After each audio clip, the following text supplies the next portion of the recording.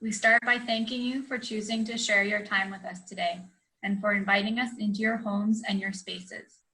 We honor and acknowledge this place in which we are visitors for the following hour.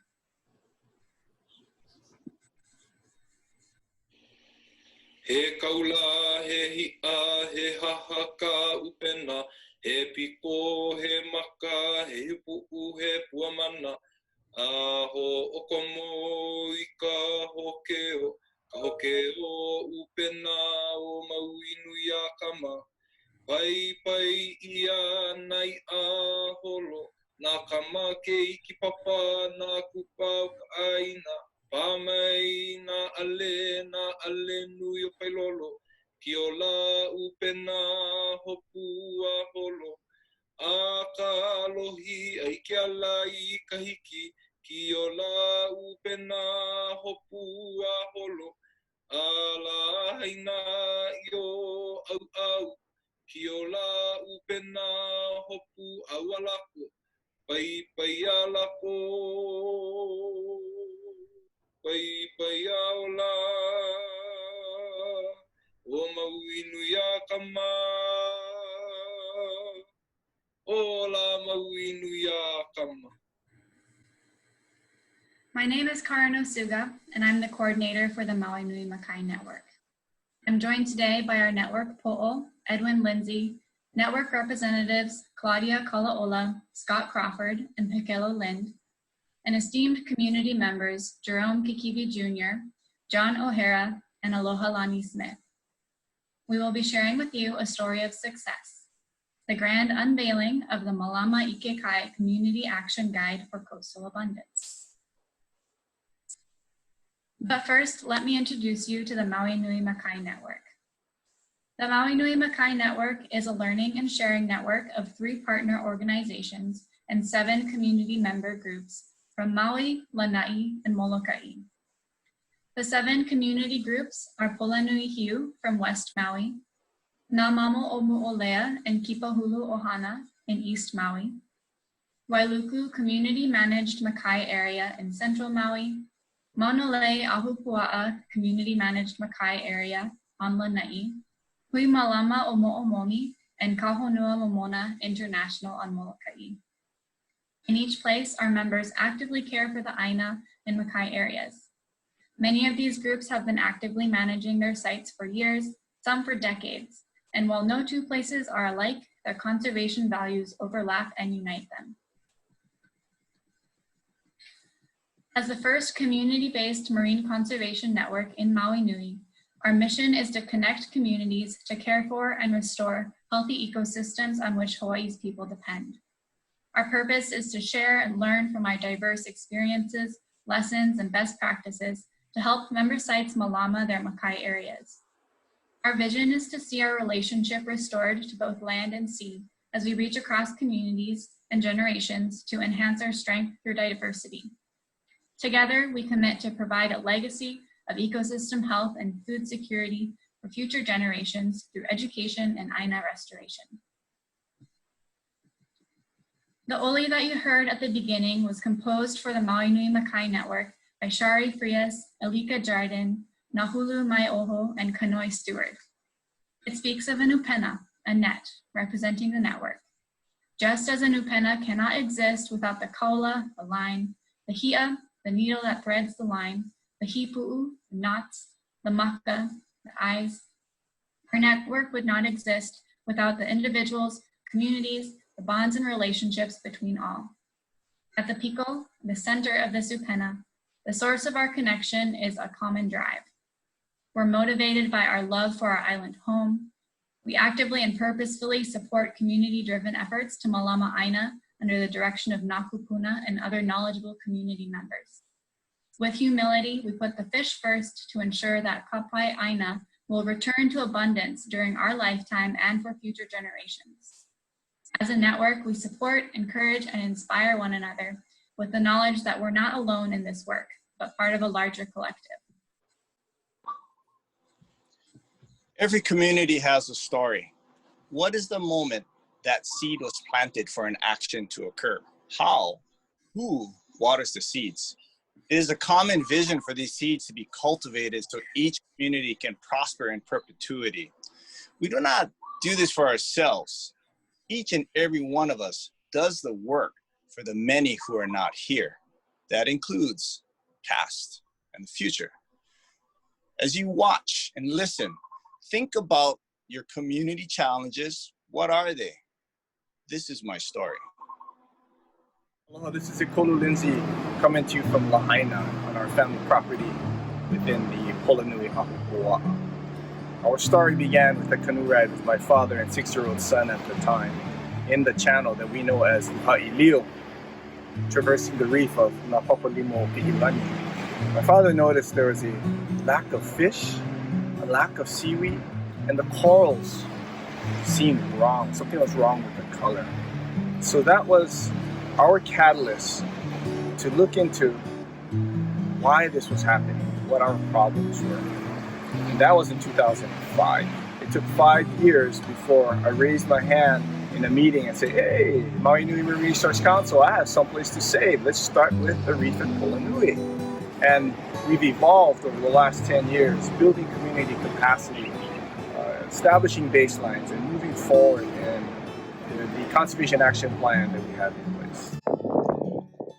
I wanted to share a story with you about Lanai's flower, the kaunoa, and her relationship with the pohuehui, which is the beach morning glory.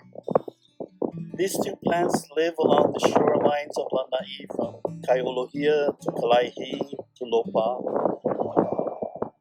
And I like to share the story as a love affair that these plants have for each other. The pohuehui will cover the shorelines of Lanai first, and then after flowering and then seeding, the kaunoa will sprout from the sands and then reach upward and attach herself to the pohuehui vine.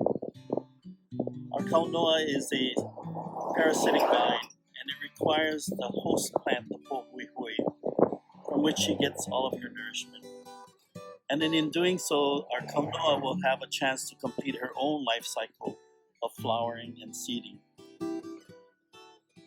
And then for a time, the two plants will die back on the shoreline until the next season of rains come, and the first plant to emerge will be the pohuehui. After flowering and seeding, she will call the kaunoa to reach upward and embrace her. And then kaunoa will have a chance to complete her life cycle. So it's a story about a symbiotic relationship that ensures that both of them will survive and that both of them will be timely in their life cycles so as to care for each other. I like to think that we bear the same responsibility on Lanai, that we need to care for our ʻāina, and if we do so, then our ʻāina will be able to take care of us. These concepts are so important that it has helped me in my life to consider my responsibility to the ʻāina. And so I heed the lesson of two plants that have been able to sustain and survive for thousands of years. And if I follow suit and care for my island, Lanai, I would like to think that Lanai would help to take care of me for many generations. It is what we all bear to our responsibility, not only to our own island homes, but is our responsibility for this place that we live. Yeah. Mālama honua. We must take care of Mother Earth, and in return, the honua, Mother Earth, will take care of us. So, eo mai ke kaunoa o Lanai e moa.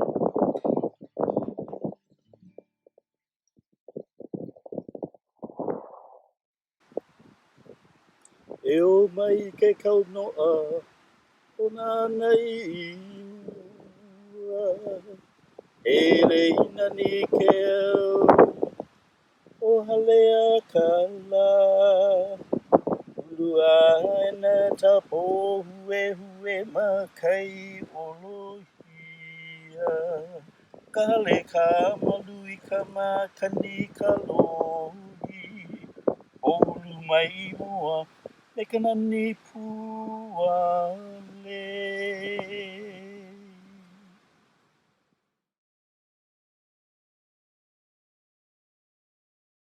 In partnership with the Maui Nui Marine Resource Council and supporting efforts coming from the Nature Conservancy with their planning efforts and expertise, we supported a Train the Trainers program between 2010 to 2012. The intent was to get people trained up to do some community-based management. Out of our first training, we came up with 3 different groups that would include myself in Lahaina at Pulanui Hiu, Maunalei Ahupua'a Community Managed Makai area, and the Wailuku Community Managed Makai area. The Nature Conservancy had been working with a couple of groups on East Maui as well as Molokai. So we decided that it would be worth a conversation to see if we would like to hui up and start a network. So in Kenai in 2012, we all got together, all strangers for the most part, but after talking and recognizing each individual organization's challenges, successes, and the ability for us to support each other, we thought it may be a good idea for us to create a network. So we all went back home and discussed with our organizations ourselves to see if we would like to do that, and it was a resounding yes. So in February of 2013, I sailed over on Hi'iaka, or a holopuni canoe, armed with an agreement that we would all work together. And within that time frame, we had established the trust and relationships and formed those bonds necessary to produce effective community management. In the same spirit of sharing and learning and working together that launched our network, we then created the Mālama Ikekai Community Action Guide to offer to communities across Hawaii Nei and beyond. The guide was developed and refined over 10 years based on our experiences, and it integrates fundamental components of community-based management to help community groups organize and develop plans to restore Makai resources using adaptive management. The process has really evolved over time with input and review from our community's colleagues and peers. We also beta tested what was then called the guidebook during our presentation at the 2017 Hawaii Conservation Conference. So if you attended our workshop back in 2017, mahalo for your participation, as your valuable feedback has also been incorporated into this new and improved final product. This is the official launch, and we're really excited that it will now be publicly available as a resource to all. The guide is a comprehensive and systematic and participatory community action planning process that honors community needs and knowledge. And through development of a community action plan, a group can then leverage their leadership and ability to engage effectively with the government and other stakeholders and attain their goal. So this really provides a step-by-step guidance on activities to help your group organize, develop, and implement Makai management plans. And it serves as both a facilitator's guide and a participant workshop and results in a written community action plan at the end. So the process is set up in 4 steps and designed to be completed over the course of 4 workshops. We've included detailed suggested agendas to help you plan your process as well. It can be used in other ways, and we always encourage communities to move at their own pace and give thought to what might be best for your community. And though our guide can serve as a do-it-yourself tool for a community group, we do recommend enlisting a network coaching team or an experienced facilitator to assist and guide you through what might seem like a daunting process. The benefit of using a network coaching team is that they bring experience and lessons which can help you avoid problems that others have already encountered. You might also want to consider joining forces with neighboring communities and undertaking the process together. This multi-group approach allows you to coordinate efforts over a larger area, benefit from potential biological and social connectivity and synergy, and use time and resources more efficiently. So I'll be giving you a brief overview of each of the steps, and then we'll get to the fun part where our network members will share their personal experiences with the activities included in the guide. Step 1 is ho'omakaukou, preparing for action. This is essentially the first step in your Makai management process. It includes 8 activities that are very hands-on and participatory and will help your group build relationships and trust. This step is so important because it builds a really strong foundation to guide your work and help you function as a cohesive team over the long term. These activities also allow people of various ages, genders, and backgrounds to share about the resources that you want to protect and the values that you want to perpetuate. So this step will guide you through ho'oliuliu, which is organizing your group and activities. Ka'apuni, this involves a field trip to your place together to foster shared understanding of the natural and cultural setting. Palapala ʻāina, this involves mapping with your community to identify your area's important biological, social, and cultural resources. Mo'olelo guides you to create a historical timeline identifying key events. Ho'omau is an activity where you declare your group's aspirations and intentions. And for ho'opili, this activity is where you come up with your group's vision, values, and mission. Ho'ai'aola is where you create a seasonal calendar to understand important events like spawning cycles. Kumu Kanavai is an activity to develop a code of conduct for your place. Once you've completed step 1, you'll move on to step 2, ho'oma'ama'a, understanding your place. In this step, you'll delve deeper into understanding your place.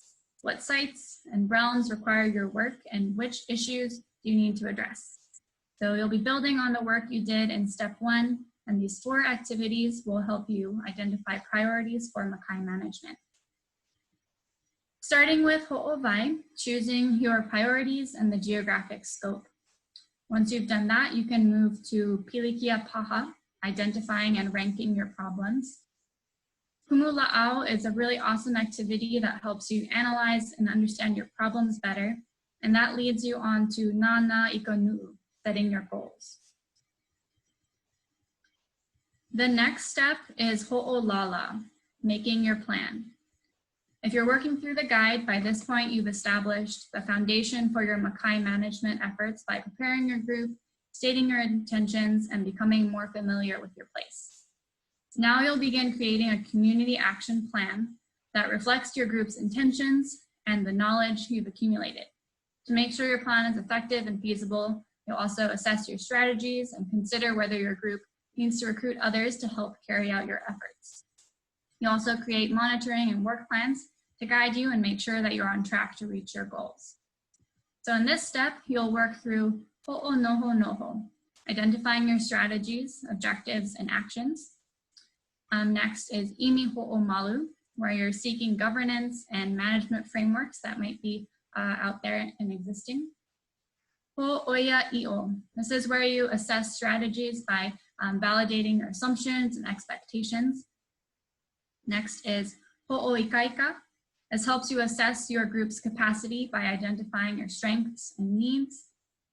And imi-ike is creating a monitoring plan to measure your impact.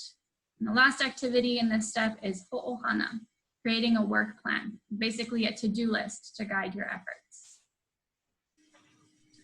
The fourth and final step of the guide is makahana ka'ike, learn by doing. By this point in the guide, you will have diligently considered and developed many key aspects of your community action plan. In this step, we focus on adapting based on what is learned. This thoughtful adaptive management will be key to your success.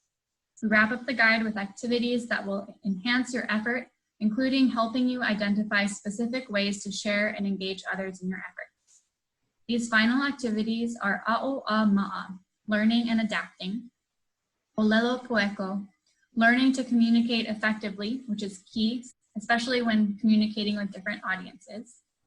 Ho'ike, creating and sharing your plan. And hulo a pili mau. We really encourage you to celebrate your achievements and stay connected. So I know that was a really fast and furious overview of the Mālama Ikekai Community Action Guide and a lot of information to process.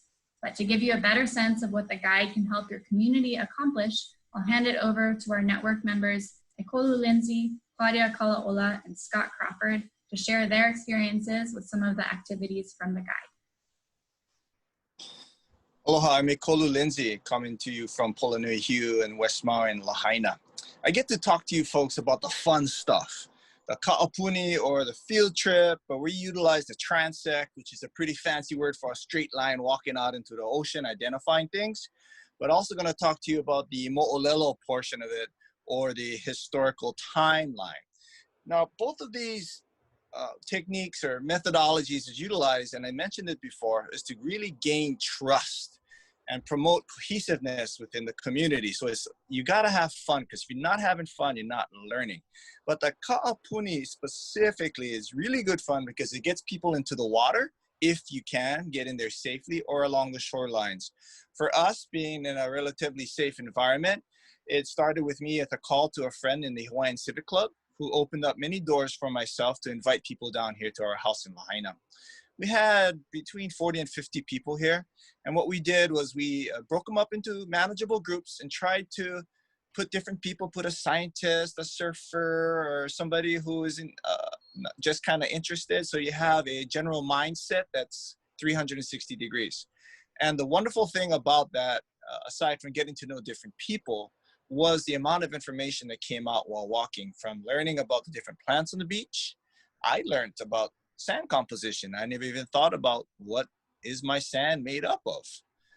Looking at corals and everything else. And some people haven't been in the water for a long time. So identifying what's available, and more importantly, what's missing, but also captivating or recounting of fact. What happens to the stories that are not there anymore? As our resources diminish, so does the changing of the moral fabric of society here, and more importantly, the cultural aspect of things. Yeah? So it was really interesting to do this, but we also needed to do adaptively manage what we were doing as a group, to recognize that some people weren't ready to get into the water. So they stayed on the beach and talked instead. And, we captured all that information as well. And the other really good fun part was the mo'olelo, the historic timeline. How did we get to this area? Why did things diminish so badly? So taking a look at old historic photos, especially aerials, and identifying the expansion of homes, the changing of landscapes and land usage, but also looking in the ocean and finding, what's changing out there. We went from a few moorings to hundreds of moorings out here. So things are changing, and we need to identify these things so we can effectively attempt to manage the impacts so that our resources will exist. Because as it stands now, Lahaina side is suffering in many different aspects. So where are we today? Well, within Polonui, we decided to go down a CBSFA path. Looking at that path required a lot of outreach, a lot of work, a lot of baseline studies that we weren't aware we needed to do. In order to figure out where you're gonna go, you gotta be able to determine where you are at. So it was all really good fun doing all of this stuff, because it opened my eyes, it opened many people's eyes to the challenges all around, from the changing, especially the changing in land use, but more importantly, the lost taste for limu and not having the abundance anymore. So with a place name, reef name like Napapalimo Pi'ilani, it speaks to the abundance of limu, which also speaks to the resources feeding it. With all of that lost, now applying for a CBSFA seemed like a great idea at the time for us, but we did get a denial letter because there's not enough cultural activity happening, which is kind of a catch-22. There are several other reasons, but this is the one that sticks out for me mostly. How can you have cultural activity exist when there's no resources available? But DAR, did encourage us to pursue an FMA, a fish managed area, and go wider. So we are currently looking at expanding our scope, redoing a lot of the things that we've already done, and adding to it, getting more information with the attempt to effectively and spatially manage the resources that are available. And my hope is to allow those families that have utilized the oceans for generations to be able to use it again. Mahalo.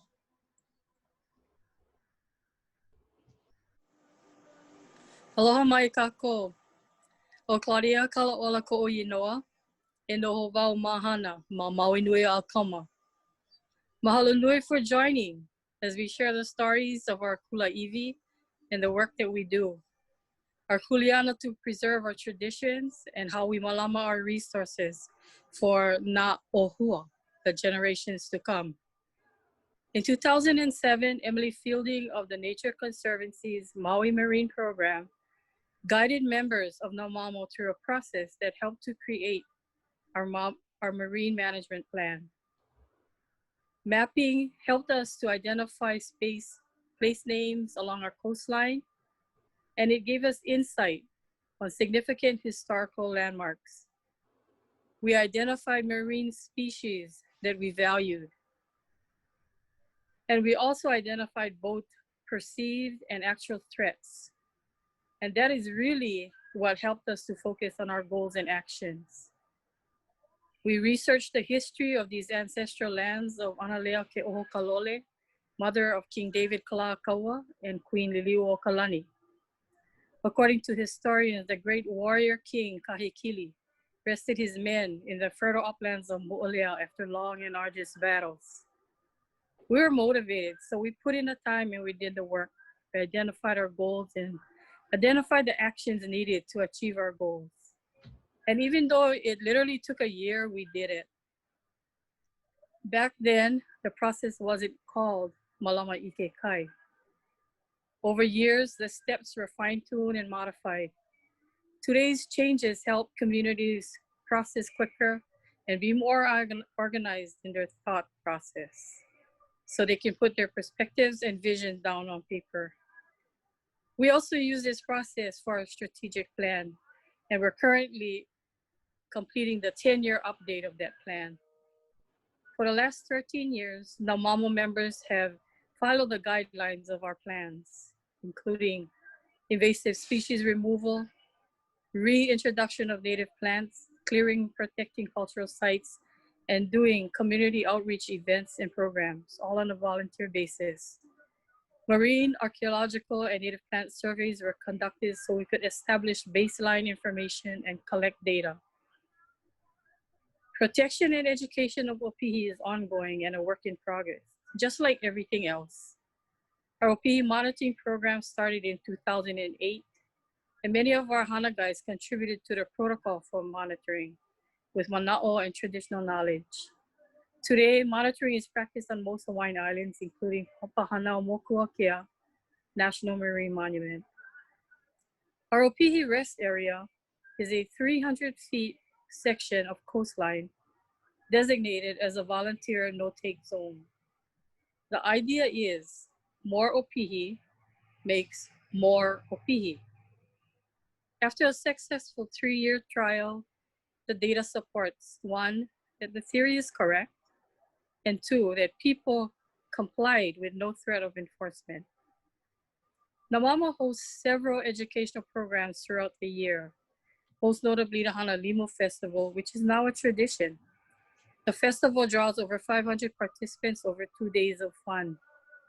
Our wish is to raise awareness of local and global environment issues. Finally, successful outreach efforts, sharing our stories and our history and our work, help us to build our kahua, our foundation to carry us into the future. In 2015, the County of Maui, who holds the deed to our ʻāina kuleana, gave Naumamo a 50-year lease to continue our programs and management efforts. So, as we look back and we move forward with all new knowledge and new communities, pai ka upena, stir up the net. Pai a ola, get excited about the opportunities. Implement Ike Hawaii, protect your kulaiwi, your kai, and especially your kumuwaiwai, your resources. Mahalo. Thank you, Karen and Ekolu and Auntie Claudia.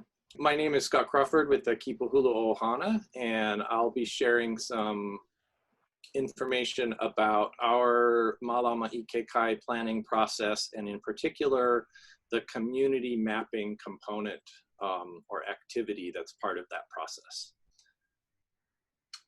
The Kipuhula Ohana is a Hawaiian organization located in East Maui that our main project started back in the mid-90s is Kapahu Living Farm, which is a traditional wetland taro farm in partnership with Haleakala National Park.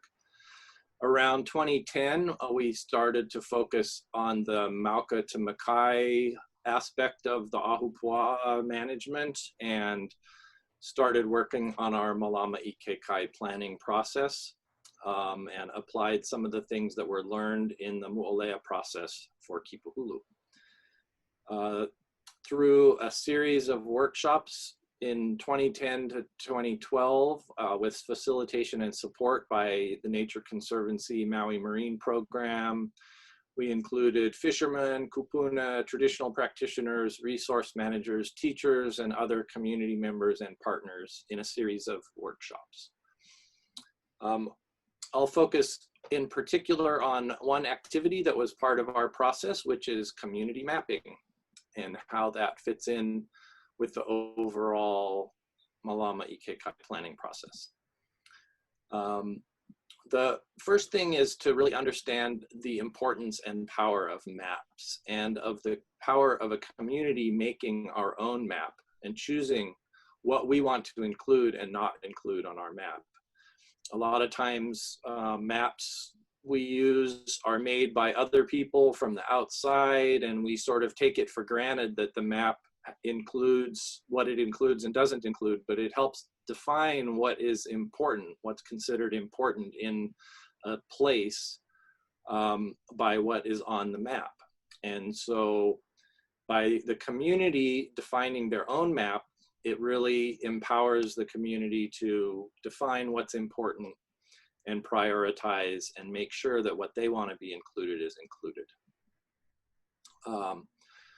The first step in the process is to start with a map from scratch. So rather than working from like a pre-printed outline or something, this can be done on sand on the beach like the slide earlier showed, but we did ours with chalk on the cement floor, and just sort of free form drawing the spatial relationship of things without worrying about being too accurate or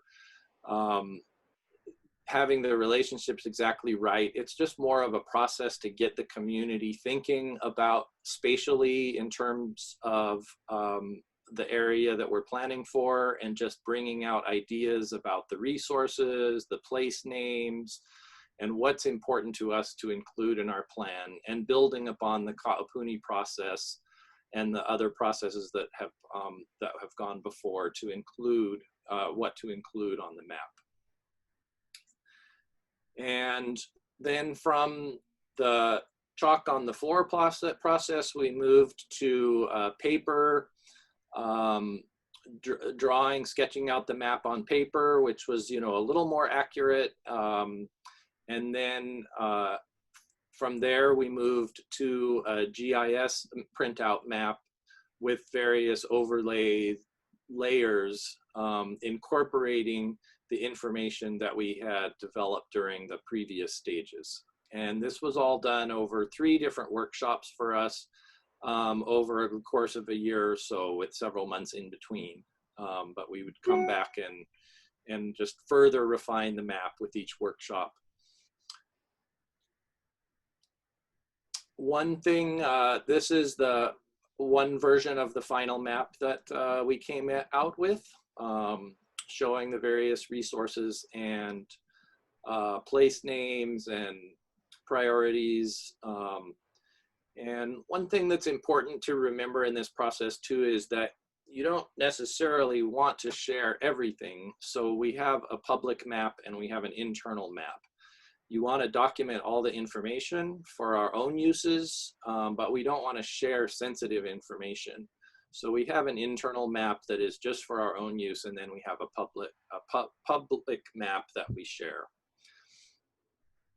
One other thing that was part of our process is defining, as you're working on your map, you're defining your project boundaries and scope.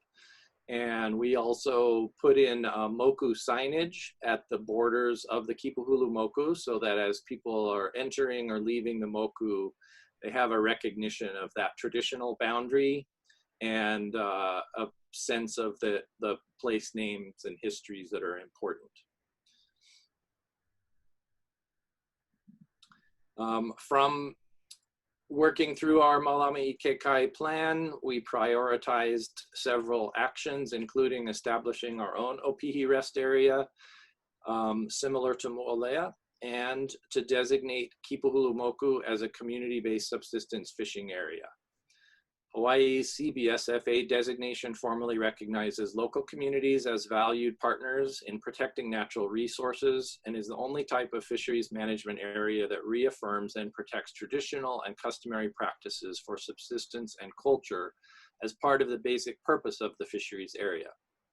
It isn't just about the biology and the healthy fish populations, it's about maintaining the resources so they support the traditional lifestyle of the people. The Mālama Ikekai plan and maps we made through the process served as the foundation for developing our CBSFA proposal, and the map was further detailed as it relates directly to the CBSFA proposal, which we submitted to DAR late 2019. We're currently doing further community outreach and expect DAR to start the formal rulemaking process with us in the next few months.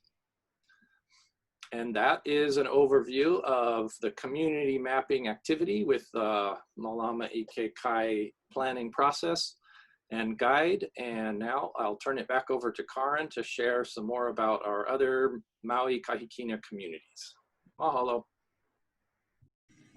As you heard, our network members had some really meaningful experiences and outcomes from many of the activities that are part of the guide. So after we beta tested at HCC in 2017, we really wanted to put the Mālama Ikekai guide into action. In 2018, Kipuhulu Ohana was the network chair, and they facilitated the gathering of 4 East Maui communities who all had challenges and concerns for their Mauka and Makai areas. We held a one-day workshop in September of 2018 with these community groups, briefly introducing each of the activities and taking the groups through the steps. So it was essentially a preview of what the full workshop series would involve. That was really well received, and so after the success of the mini workshop, we planned a full workshop series over 3 weekends in May, July, and August of 2019. The 4 community groups were from Kaupo, Nahiku, Kenai Wailua Nui, and Maka'alai Hamoa, and they gathered together to work through and complete the Mālama Ikekai guide. So now to share their experiences from participating in that workshop series, we have representatives from 3 of the communities.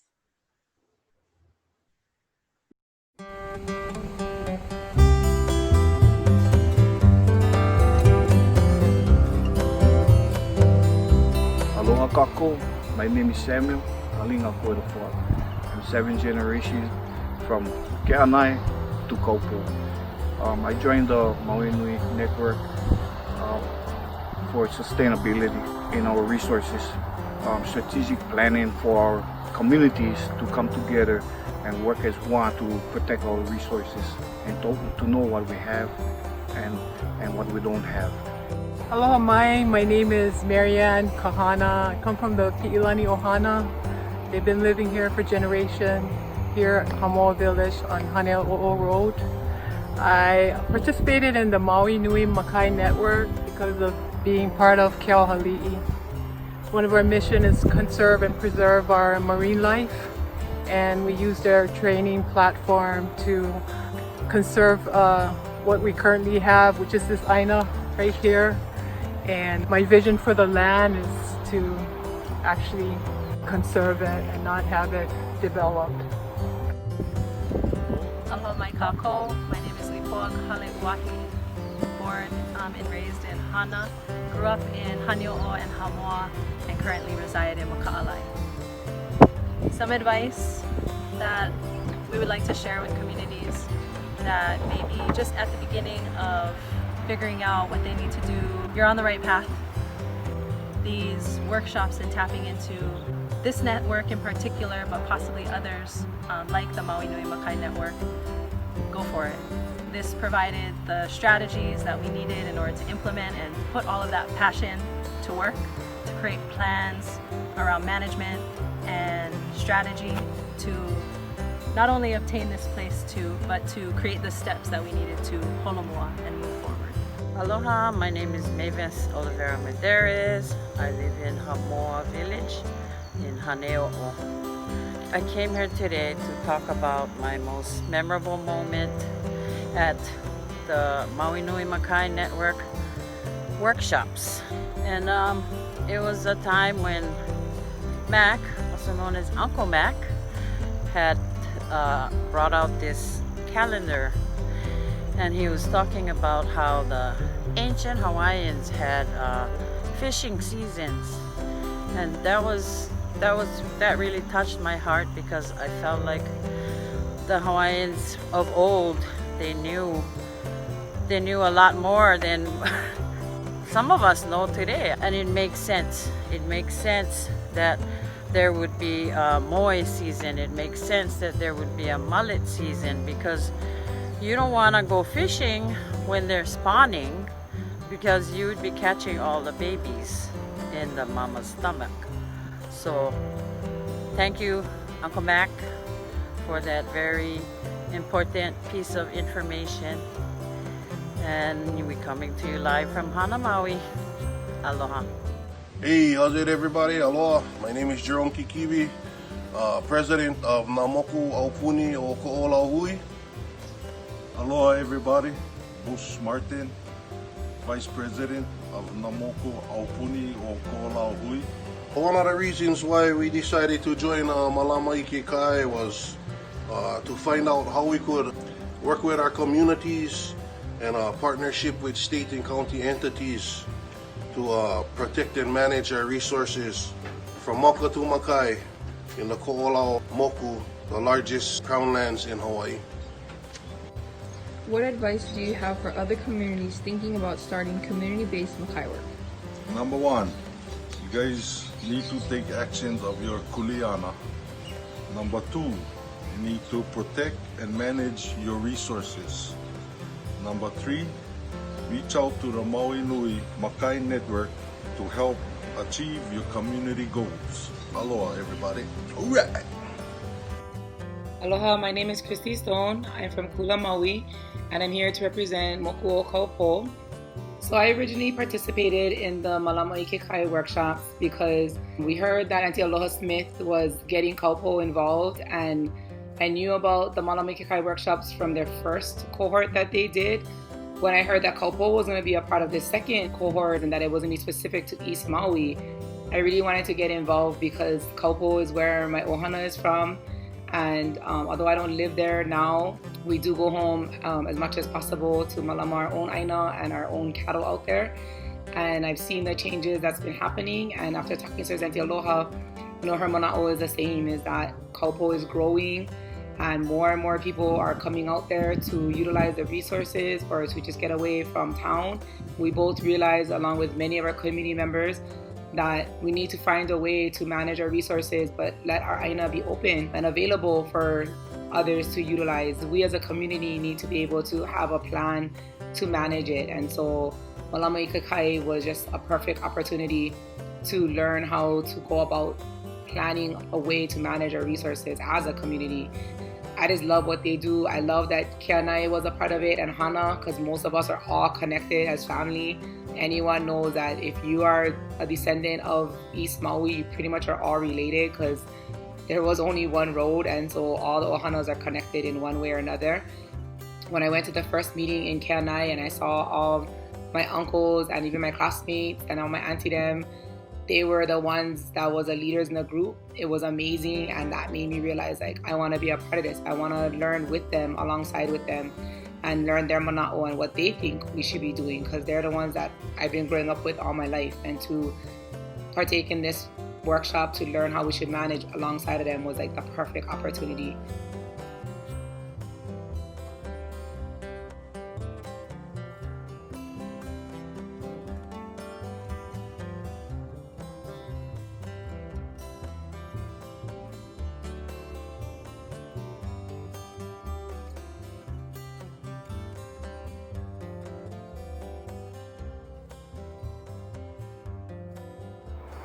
O Maui Ikina Kako. We are East Maui. Ko'olau. Hana. Kipahulu. Kopo. We work together to honor our kupuna, future generations, and lahui. We strive for a life rooted in sustainability. Ensuring an abundance of resources, we protect and preserve our community's traditions. From Mauka to Makai, our forests, streams, and ocean are full of life that feeds and empowers our families. As one ohana, we celebrate each other's commonalities and differences, committed to learn, Share and support all our efforts to Mālama ʻāina. Unified, we are stronger, more efficient, knowledgeable, compassionate, and resilient. In this, we honor our ka. O Maui Ikina Kako. We are East Maui. Ohana no e ka aui, ka home a o na ali, e ku'u ʻāina hānau e iala, ana no e ka ui, Maui no e ka ui. That was amazing. The energy and synergy created from these workshops with the East Maui communities was awesome. I mean, you went from communities taking care of their own ahupua'a to working together and taking care of all of East Maui. To me, that is setting a standard for all others to follow. It's chicken skin moment. So where do we go from here? Well, we are committed to continuing to work with these communities and others and whoever else needs our support so that we can make things happen. You know, we hope this Mālama Kekai guide can be a helpful resource for other communities in Maui Nui, within Hawaii as well and beyond, even internationally, should others find this beneficial for them. Now, given the pandemic, these relationships and connections between people, land, sea are even more vital. There's an opportunity to reimagine the future. You know, community-based work is the key to success. And that begins with trust. Trust in your community, trust in your partners, trust in all relationships. But it starts with yourself and nature. Hold these relationships in your heart and do what is pono. I ka wā mamua, ka wā mahope. The future can be found in the wisdom of the past. These answers are already there. They're in our na'au. We just need to follow them. Mahalo. Also, mahalo to our funders, without whose support we would not be able to do the work that we do. And also mahalo for joining us for our presentation. We appreciate your time with us and hope that you enjoyed the presentation as well. So now we'll go on to our question and answer time. We have a live panel of community experts to answer your questions.